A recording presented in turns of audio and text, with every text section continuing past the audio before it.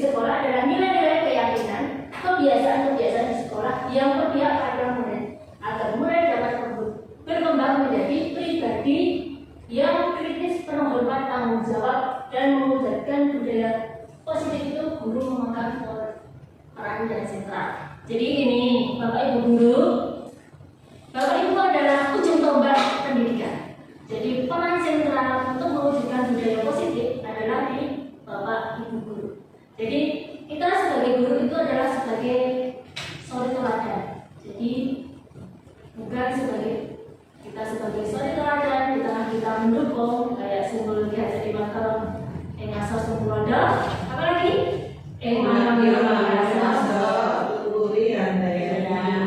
jadi sebagai guru kita harus menjadi memegang peran sentral, ujung tombak pendidikan. Kemudian ini budaya positif. Itu pertama itu disiplin positif, kemudian yang kedua itu kebutuhan dasar manusia, kemudian yang ketiga itu teori kontrol guru, keempat adalah teori motivasi, hukuman, dan penghargaan, kemudian keyakinan kelas, dan ketiga distribusi. Disiplin positif itu adalah cara membentuk murid kita sehingga dia fokus pada motivasi refleksi terhadap kesalahan yang dilakukan. Jadi kita itu memotivasi anak bagaimana dia itu merefleksi kesalahannya. Jadi sebagai guru kita itu harus bagaimana kita mendorong supaya anak itu bisa, oh saya itu ternyata kurang ini ya, kurang itu. Jadi tidak mengejas atau menyalahkan. Kata-kata, apa? Gitu kan? Kita kan kata-kata gitu. Kok itu terus? Kan biasanya ada agak kita galak. Karena memang kadang ya kita guru kan juga manusia biasa. Jadi kadang juga galak. Kemudian nilai-nilai kebajikan, yaitu nilai kebajikan kita banyak sekali. Ada tanggung jawab, kemudian ada kejujuran, ada integritas, komitmen. Jadi nilai-nilai kebaikan yang bisa kita terapkan di sekolah. Jadi disiplin banyak sekali yang bisa kita terapkan di nilai-nilai kebajikan ini. Kemudian kebutuhan dasar manusia, yaitu pertama itu bertahan hidup. Jadi ketika kita melihat murid kita malas terus makan, artinya kita nggak boleh marah ya. Kan itu untuk memenuhi kebutuhan kita, maksudnya kebutuhan bertahan hidup, makan, minum. Kan sama apa tuh? Kita harusnya legowo, tapi sebagai guru memang kita nggak bisa. Ini keadaannya seperti itu. Ternyata kok murid kita kayak gini. Ada apa ya? Ada pertentangan nggak antara aturan dengan antara konsep kebutuhan dasar manusia. Itulah guru yang seperti itu. Kemudian kebebasan. Murid itu memiliki kebebasan untuk mengekspresikan suatu apa ya? Keinginannya. Jadi murid kita itu bebas lah. Ketika kita gimana sih? Ketika kita mengajar, kita memberi kebebasan bagaimana dia mengekspresikan dirinya, mendesain, membuat ini. Dipersilahkan murid, jangan dipaksa sesuai keinginan guru. Karena guru kita sudah apa? Dianggap tua, kuno. Jadi murid kan generasinya masih muda. Jadi beda dengan ini, dengan konsep guru. Jadi konsep murid kita kan masa kekinian. Lanjut. Kemudian ke kasih sayang dan rasa cinta dan rasa diterima. Jadi setiap orang ya memiliki rasa kasih sayang diterima oleh teman-temannya. Pengen dihargai, pengen diterima di lingkupnya, dihargai pendapatnya, didengarkan ketika ketika kita curhat, kita dia mendengarkan. Jadi merasa diwongke, ya kan? Jadi adalah yang menerima take and give, ibaratnya begitu lah. Murid kita pengennya take and give, diterima, disayangi, dihargai. Ketika guru, kita sebagai guru. Kemudian ini penguasaan adalah kompetensi. Ketika murid itu kita menemui murid,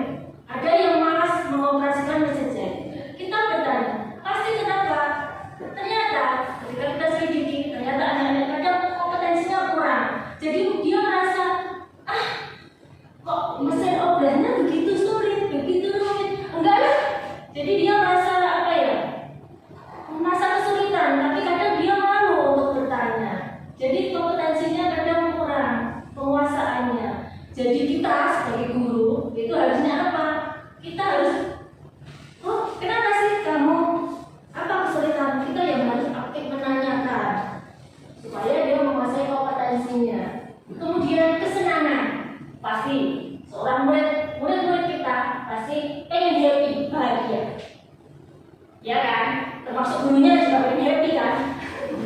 Iya nggak? Iya. Pengen. Jadi ketika kita menemukan murid-murid kita keadaan bahagia, menyenangkan di dalam kelas itu, nanti pembelajaran akan dengan mudahnya diterima mereka. Jadi kita sebagai guru itu harus bagaimana? Kita harus lebih kreatif, menampilkan ini pembelajaran yang lebih menarik supaya murid itu bisa senang, menyenangi gurunya, merindukan gurunya, gitu kan? Menyenangi dan senang ada materinya, sehingga mudah untuk menguasai kompetensinya. Kemudian fungsi kontrol guru. Pertama itu sebagai penghukum. Guru kebanyakan kita sudah ya, kebanyakan itu sebagai penghukum, ya kan? Iya. Karena jujur saja, ketika murid itu melakukan kesalahan itu sifatnya memang fatal, dan itu kadang berakibat kepada keselamatan kerja. Pasti guru itu akan lebih banyak di fungsi kontra penghukum, karena ini akan risiko di siswa itu. Misalnya, dia main HP sambil menjahit, itu kan resiko kena ini. Itulah kenapa kadang kontrol guru penghukum itu di sinilah guru sebagai penghukum lebih galak dari biasanya, iya kan? Kemudian merasa bersalah. Guru biasanya yang merasa bersalah itu biasanya kalian kan guru-guru yang tipe lembut lah, ya. Kamu nggak kasihan sama ibu? Kalau kamu gitu terus, nanti ibu dimarahin kepala sekolah dong.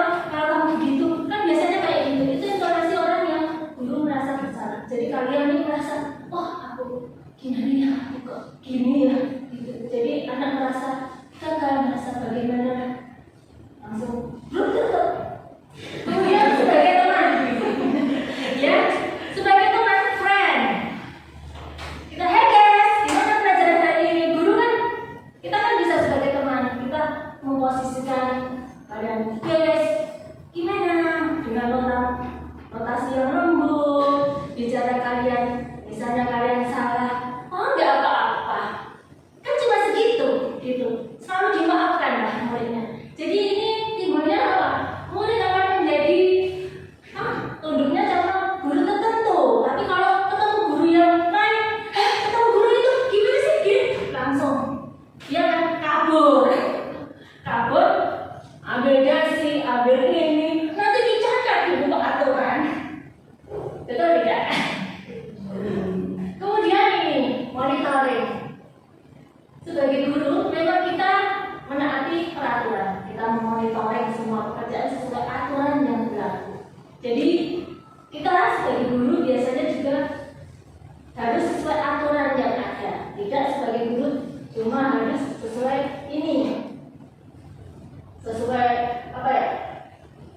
Lembut gitu enggak? Karena aturan yang ditetapkan sekolah adalah seperti ini. Jadi dia monitoring keadaan yang berlaku. Kamu nggak pakai alas kaki nggak ini nggak sesuai aturan. Itu namanya guru yang monitoring. Yang terakhir itu adalah ini ada guru berfungsi sebagai manajer. Jadi dia memberikan kesempatan pada murid untuk apa? Mengekspresikan dirinya, memberikan solusi, saran, bertanggung jawab, ini untuk saya dengan ini. Jadi mendengarkan yang baik, ini kan namanya guru ya, manajer. Kira-kira Bapak Ibu guru, kira-kira sudah menjadi guru yang sebagai manajer belum? Kira-kira menurut pendapat ibu-ibu sekalian, gimana? Sedang berusaha. Kemudian keyakinan kelas. Jadi keyakinan kelas itu seperangkat nilai prinsip yang disepakati bersama-sama antara pemandu perilaku di dalam kelas. Jadi kita berinteraksi. Jadi Bapak Ibu sebelum pembelajaran sebaiknya membuat keyakinan kelas. Jadi kesepakatan. Kamu ingin kelas seperti apa toh? Kelas yang mana? Kelas yang apa? Kelas yang positif atau kelas yang bersih atau kelas yang disiplin? Disitulah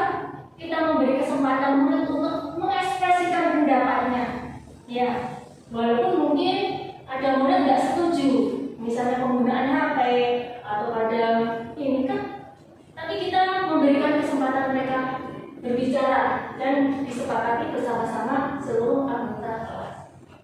Jadi kita sebagai guru harus sepakat, harus musyawarah untuk mencapai sepakat. Ya, lanjut kita ke teori motivasi hukuman dan penghargaan. Jadi dalam proses pembelajaran pasti kita sebagai guru pasti bisa kadang menghukum, kadang memberi penghargaan murid. Kadang kita ketemu murid yang panik, kamu pintar sekali, kita kan bisa kayak gitu. Tapi kita juga sering menemui murid. Kemarin saya menemui murid itu sering izin ke kamar mandi, sering nggak masuk. Ini saya tanya, kemana? Dia makan di DKV. Jadi apakah kita akan memberi ini? Jadi apakah kita akan memberi hukuman atau penghargaan? Enggak kan? Kita menanyakan dulu lah, mengapa seperti ini? Karena kebanyakan murid-murid yang bermasalah memang kebutuhan dasar itu belum terpenuhi. Saya tanya dia, kenapa kamu suka ke kamar mandi, malas berangkat? Terus apa lagi kemarin itu sering izin, jadi seminggu itu berapa kali? Kemudian, saya nggak suka di jurusan tata busana. Berarti apa? Tidak suka, tidak senang. Kemudian apa lagi ya kemarin itu? Saya itu sukanya di otomotif. Berarti dia memiliki keyakinan di otomotif. Kenapa kamu kok bisa memilih busana? Karena nilai saya tiba-tiba geser akhirnya ke busana. Jadi bagaimana kita menyikapi murid yang bermasalah itu memang sangat sulit sebagai guru kan? Soalnya dia kan memang sudah bikin apa ya? Gimana? BP. Jadi ini ada dua perbedaan konsekuensi dan hukuman.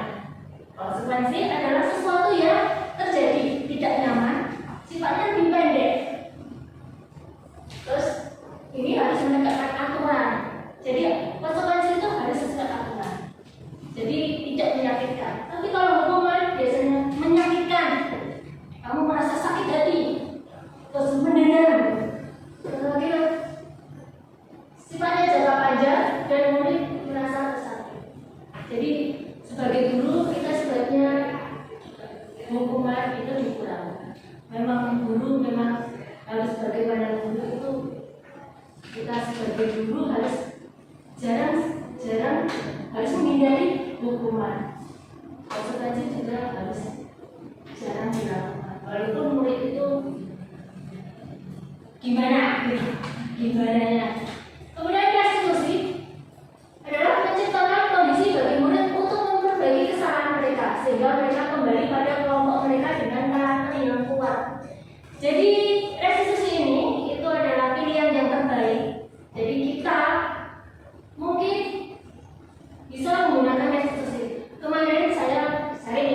Kemarin saya bertemu dengan guru SMK 9. Itu dia tidak setuju dengan restitusi. Karena apa? Kalau saya setuju restitusi, saya dikomplain perusahaan. Perusahaan itu sesuai aturan yang berlaku. Kenapa saya harus menggunakan restitusi? Jadi dia komplain. Restitusi hanya bisa diterapkan ketika permasalahan-permasalahan itu memang tidak kita dengan pihak ketiga dengan budi. Dia mengatakan seperti itu, memang itu benar sebagai sekolah kejuruan, kita sebagai guru kejuruan, memang kita harus sesuaikan dengan budi. Tapi kita sebagai guru juga kita harus menerapkan restitusi. Pusing kan akhirnya. Jadi kita akan berdiri di dua sisi ketika restitusi itu diterapkan di bidang-bidang tertentu, tapi bisa juga kita sebagai guru juga sebagai monitoring untuk yang sesuai dengan aturan perusahaan. Karena untuk SMK kita kan mencetak tenaga kerja yang terampil mempunyai hard skill, soft skill, dan attitude. Ya kan? Attitude-nya kurang, nanti perusahaan juga mengkomplain kita sebagai guru. Kemudian ini segitiga restitusi menurut Gosser, yaitu satu adalah menstabilkan identitas. Jadi kita sebagai guru itu harus menyadari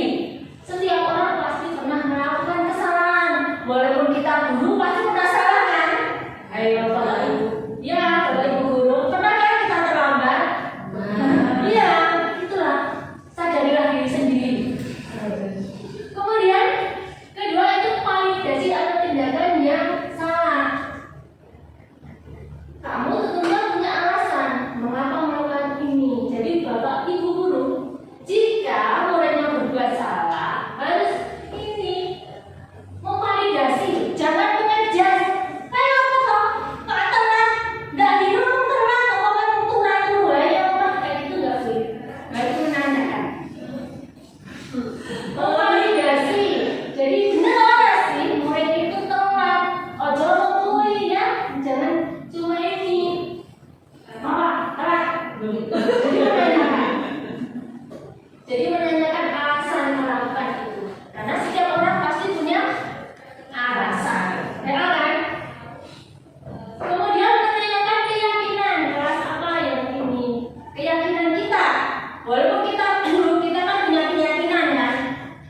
Ya kan, walaupun kita guru kan punya keyakinan. Kenapa kita tidak terlambat? Kenapa kita harus masuk kelas? Walaupun posisi guru itu kalau guru negeri kan posisi aman. Tapi kan nggak bisa kita seperti itu.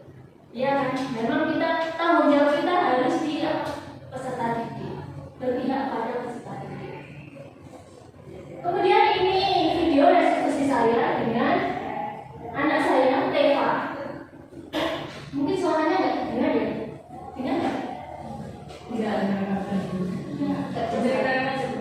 Iya, ini Reva. Ini mohon maaf ini acting jadi jangan dicas ya. Jadi ini Reva ini sering terlambat. Jadi saya merestitusi Reva. Kenapa dia terlambat?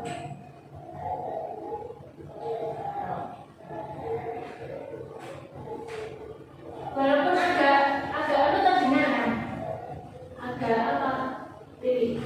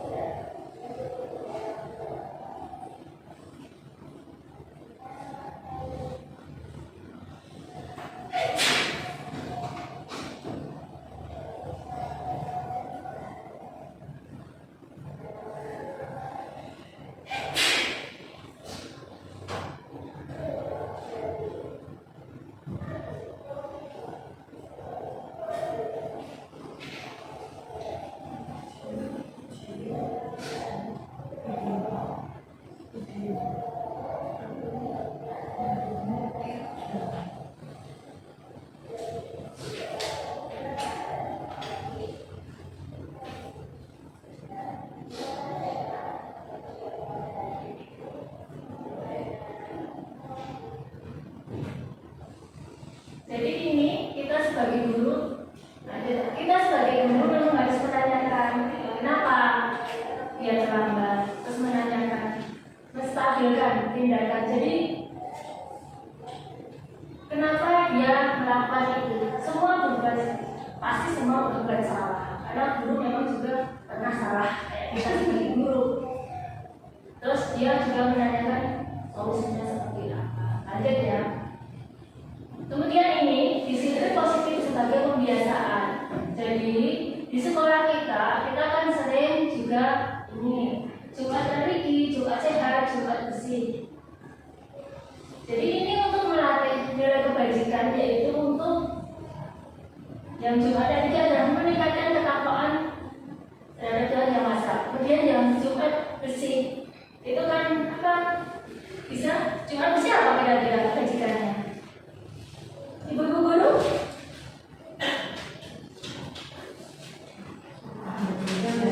Siap, Bu. Ya. Kemudian Jumat sehat. Iya, sehat. Karena ada kelompok pelajar Pancasila itu temanya bangunlah jiwa. Iya. Di dalam buku yang tercipta jiwa.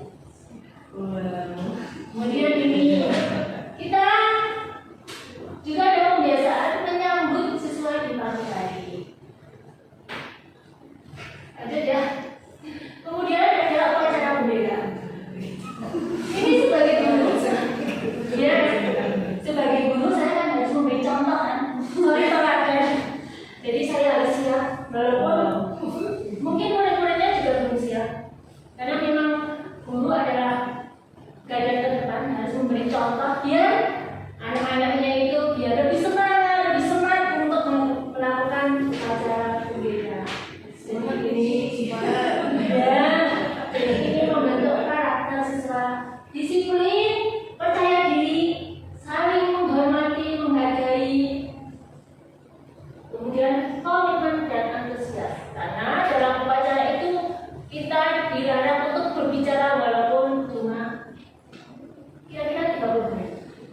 ya saling menghargai dan kita bersama-sama untuk ini melakukan upacara.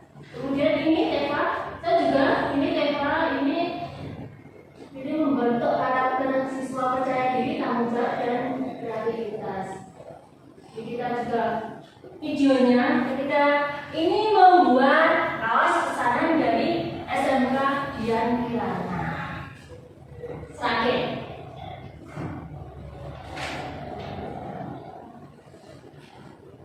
Cuma sebentar videonya.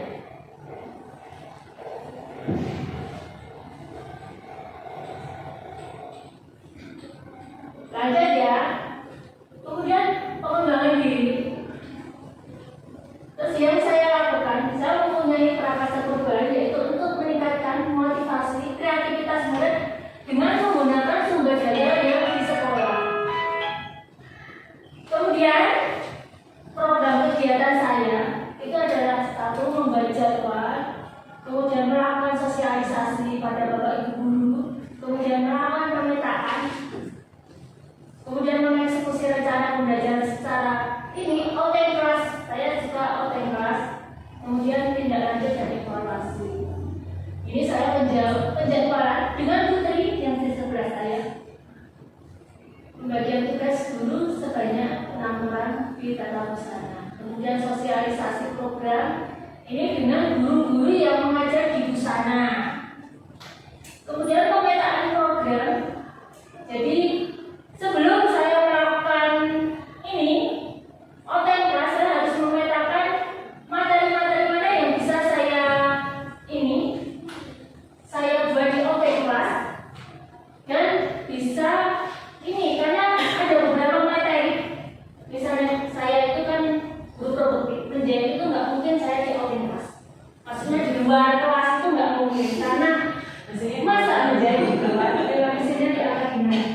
Jadi kita harus melakukan pemetaan. Kemudian ini pembelajaran saya. Ini kita membuat keyakinan kelas.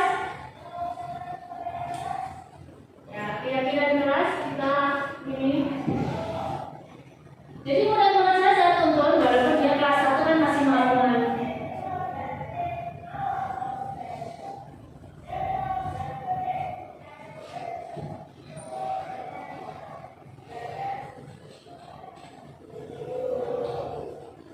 Nah, ini keyakinan kelas.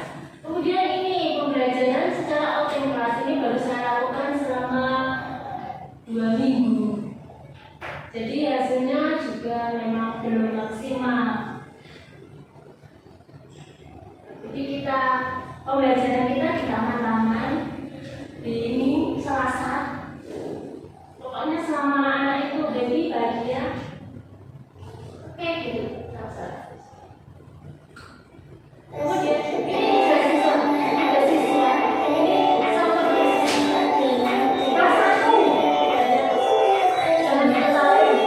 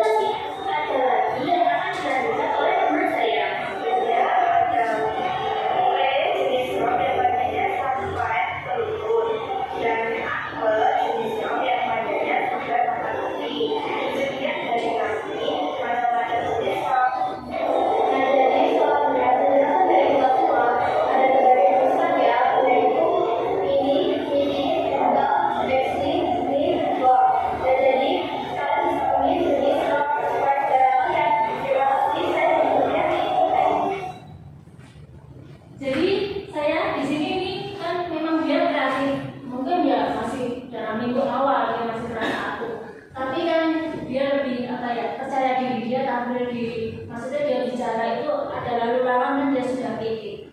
Kita menanamkan kepercayaan diri terhadap mereka supaya dia bisa tampil lah, percaya diri, kreativitas juga main. Jadi budaya positif saya masukkan di sini. Kemudian kita akan merefleksi. Ibu-ibu semua nanti saya serahkan kertas nanti supaya Bapak Ibu merefleksi ini.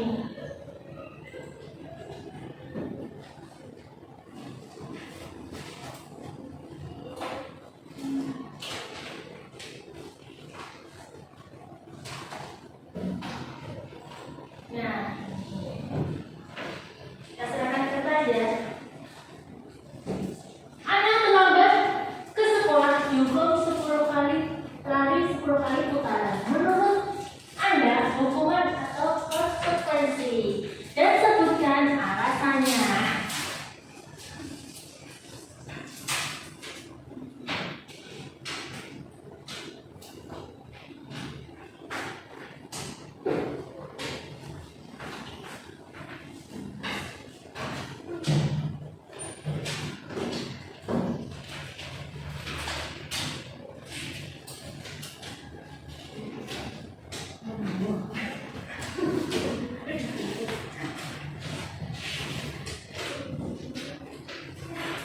Silakan.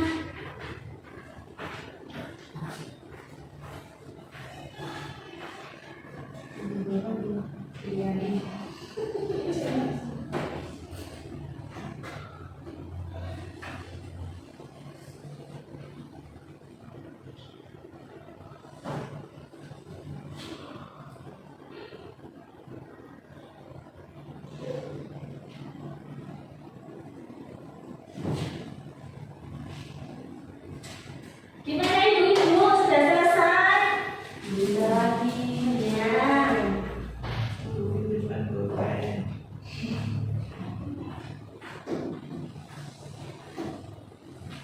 Biar saya ingatkan ibu.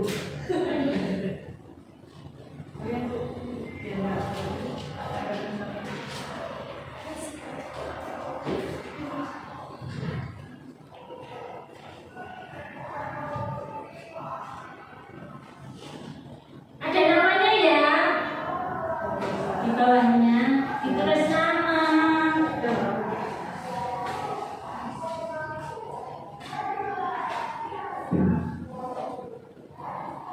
Menurut Anda, konsekuensi atau hukuman jika disuruh lari?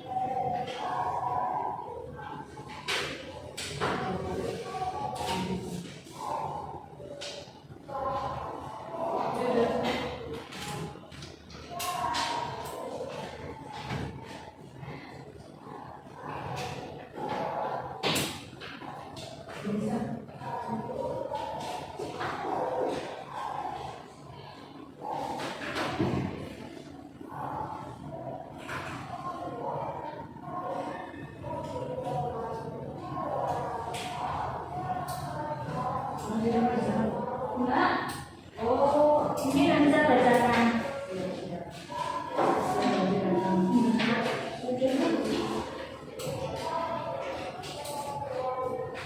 Putri sudah belum?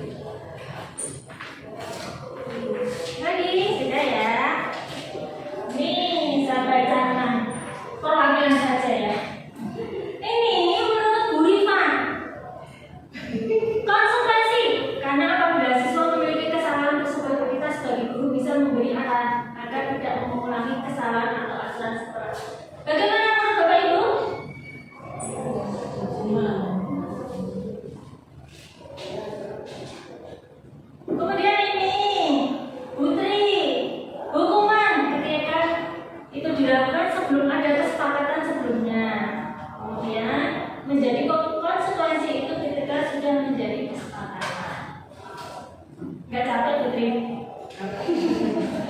Lari 10 putaran.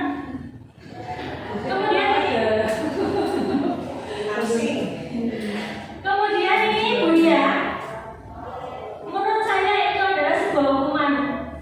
Dikarenakan tidak semua sekolah jika terlambat akan diberikan hukuman lari dan juga bukan ketentuan sekolah. Kemudian ini Bu Alfi. Bu Alfi juga bilang hukuman karena terjadi secara spontan.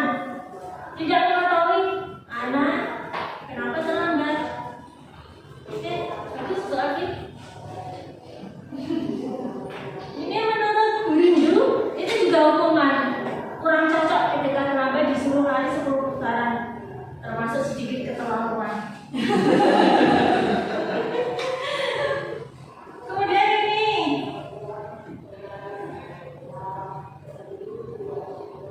ini kok nggak ada namanya ya?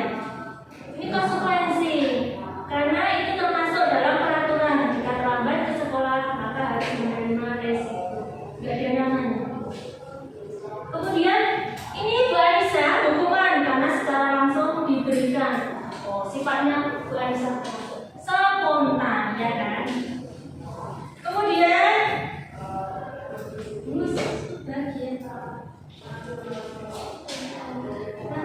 ya Bu Fakira. Bisa namanya bisa bagian. Bisa hukuman dan bisa konsekuensi. Bu Fakira, kenapa bisa menjawab dua?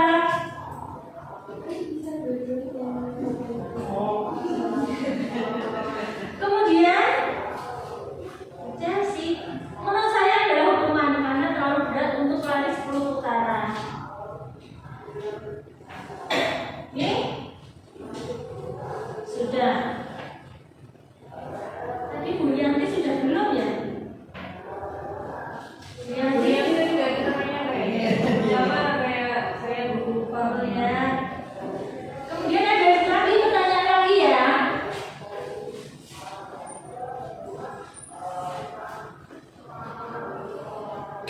Jadi merusak buku temannya, meminta Dodi untuk mengganti buku temannya. Menurut Anda hukuman atau konsekuensi? Konsekuensi buku. Ditulis ya. Dan alasannya apa?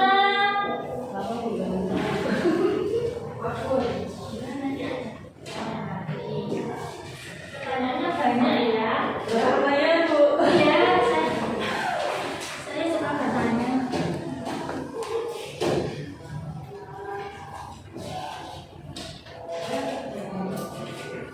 Pertanyaannya banyak Putri.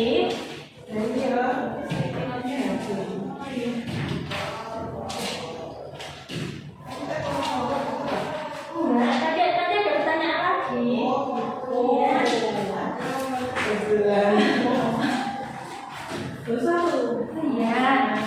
Pertanyaannya 5 itu.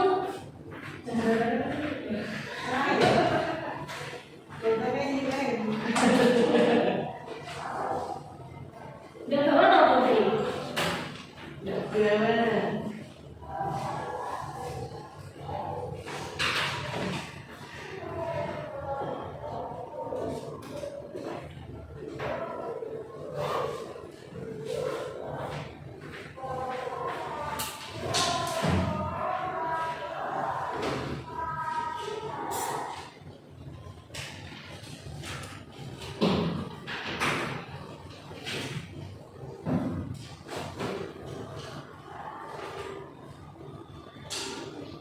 Sudah ini Bu.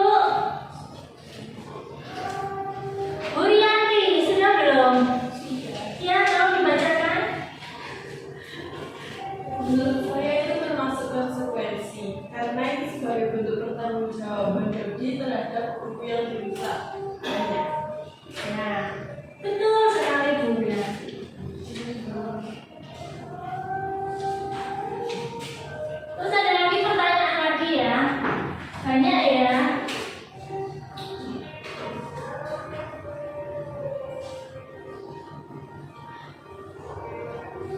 Menurut Anda, setelah mempelajari fungsi kontrol guru, posisi kontrol apa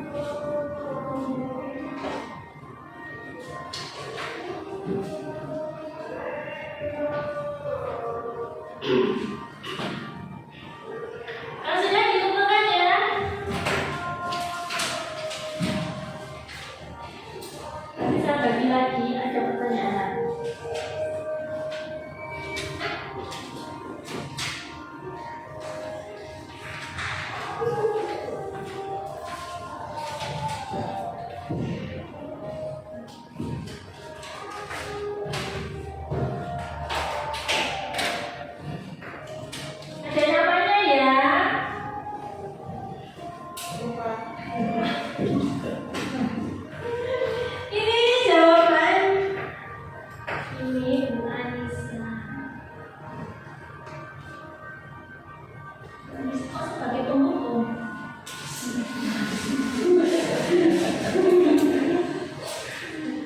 Kemudian Bu Rifa menjadi teman.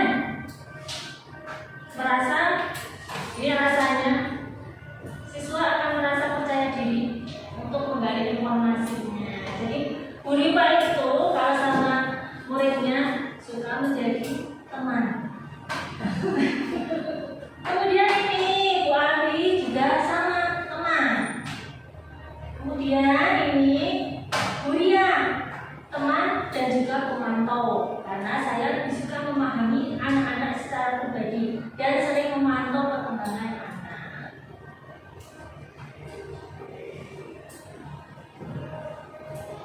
Kemudian Bu Aisyah itu kontrolnya teman, merasa cukup dekat dengan murid.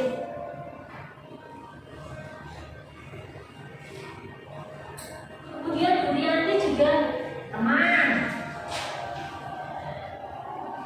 Bu Suci itu adalah monitoring atau pemantau. Bu Suci kenapa? Ini kok sebagai monitoring atau pemantau.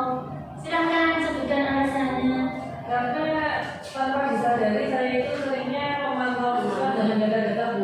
Jadi kalau nggak mengumpulkan itu saya ada datanya. Iya. Real ya. Gak ada namanya sama. Saya. Ya, ini Bu Rindu. Bu Rindu itu ingin menjadi guru itu manajer dan teman, karena itu perpaduan yang seimbang dan lebih tepat. Kelas betul. Ya. Kemudian ini Bu Rindu, Bu Fakira menjadi teman agar saya lebih akrab bersama murid saya. Bu Fakira lebih akrab. Ini Bu Asyasi juga teman. Ada lagi yang belum ya? Ada pertanyaan lagi ya? Ibu-ibu? Ada pertanyaan lagi, pertanyaannya soalnya 5.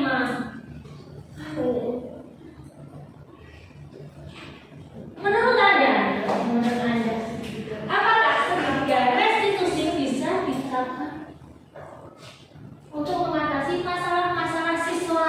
Menurut Anda? Tidak. Tanya.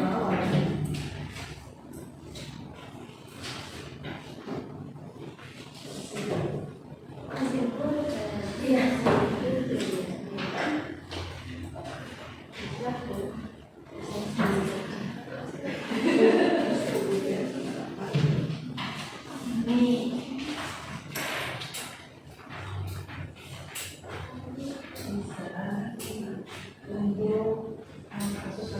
Alasannya ditulis nggak Bu? Iya, ditulis Bu.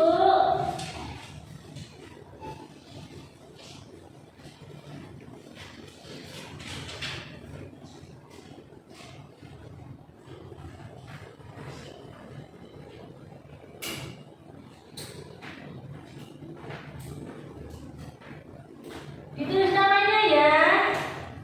Boleh nama samaran Bu? Enggak boleh. Tadi Bu Amira itu namanya samaran terus. Itu nama aja sih. Ya. Sudah Bu. Yang mulai pertama dapat apa Bu? Bonus. Umur nggak boleh ada penghargaan. Penghargaan itu sifatnya ketika sudah melakukan terus-menerus dan itu berkelanjutan kita menghargai saja. Itu nggak boleh kan sama siswa Bu, kalau sama guru.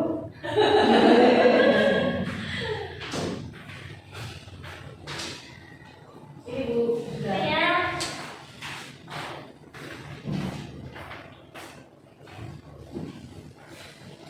Sudah Putri. Putri nggak belum?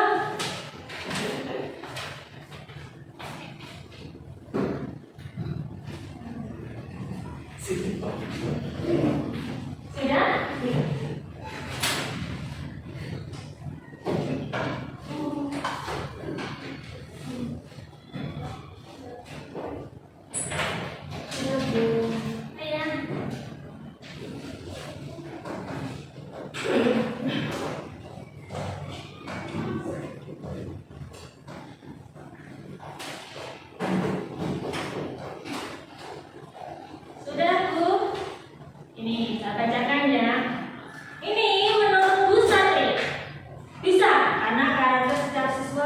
berbeda-beda, dan mungkin sebagian siswa yang memiliki permasalahan bisa diatasi dengan segitiga restitusi.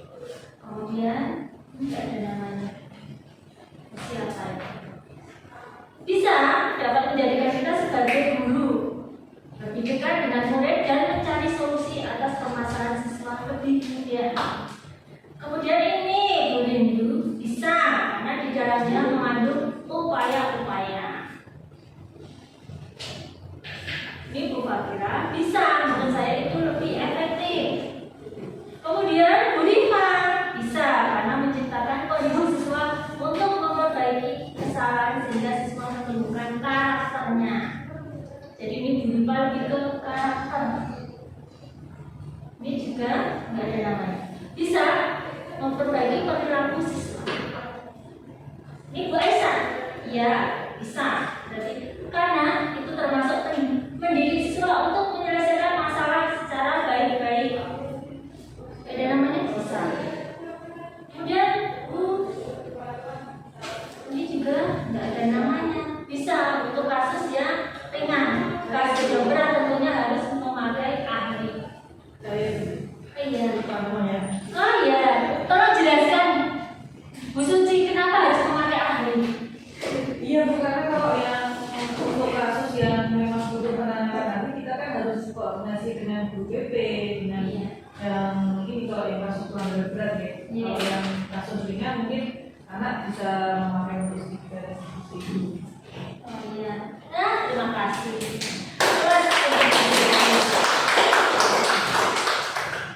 Kemudian ini berarti Bu Suci itu harus kolaborasi dengan guru BK. Ya, sudah. Kemudian ini bisa karena menurut saya itu sangat efektif. Melayani bisa karena bisa mendekatkan diri dengan anak. Pertanyaan lagi ya, banyak sekali pertanyaannya ya.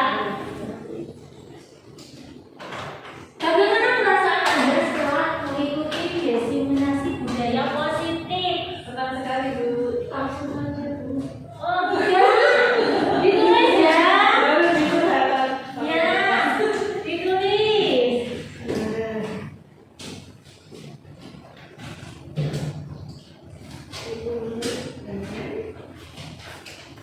Sudah punya Putri?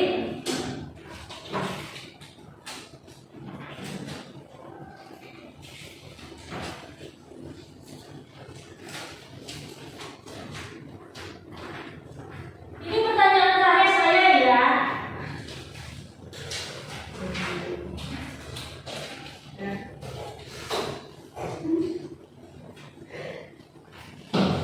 Tulis Bu. Saya nggak punya pulpen Bu, tapi di murid.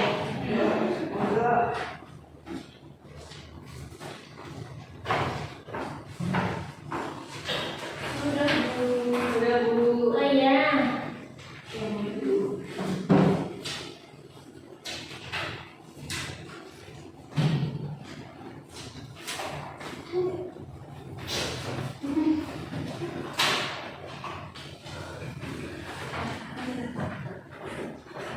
Ada yang mau jadi satu perwakilan untuk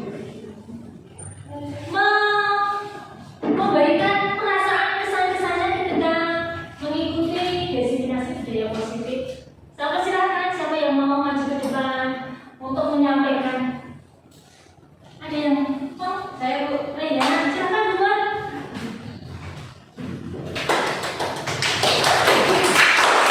Terima kasih. Saya merasa senang sekali dengan paparan yang diterangkan Bu Uci tentang penyebaran disiplin positif. Di sini saya mendapatkan ilmu baru bahwa bagaimana cara membuat pembelajaran itu tetap disiplin tapi tanpa harus menghakimi siswa. Itu Bu. Ya, terima kasih. Apa sebetulnya? Ada lagi yang mewakili? Ayo Putri, silakan Putri maju ke depan. Mau berikan perasaannya ke saya.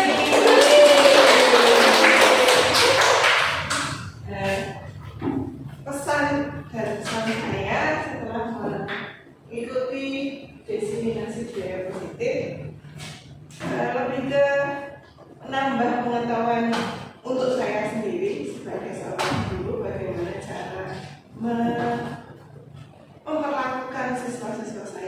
Ya. Ya.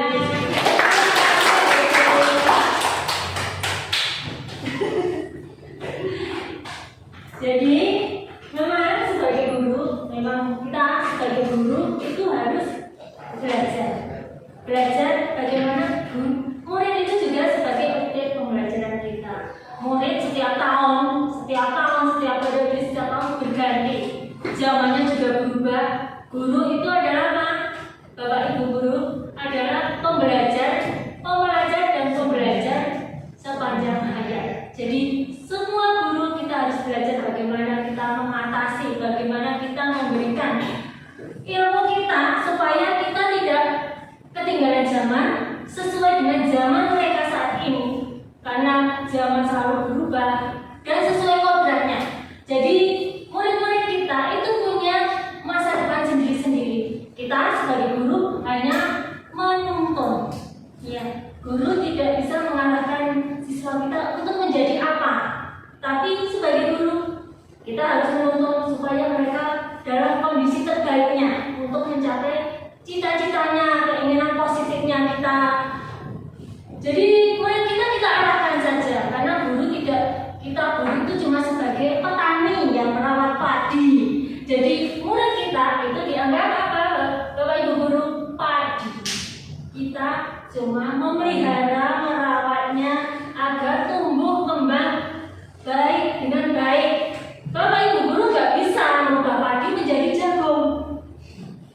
Ya, kita tidak bisa merubah murid kita. Misalnya murid kita adalah burung, tidak bisa kita melatih anak itu menjadi ikan untuk berenang. Karena setiap murid punya kompetensinya masing-masing. Jadi memang sebagai guru kita harus belajar sepanjang hayat, belajar setiap saat. Terima kasih karena mengikuti diseminasi saya walaupun banyak pertanyaan. Jadi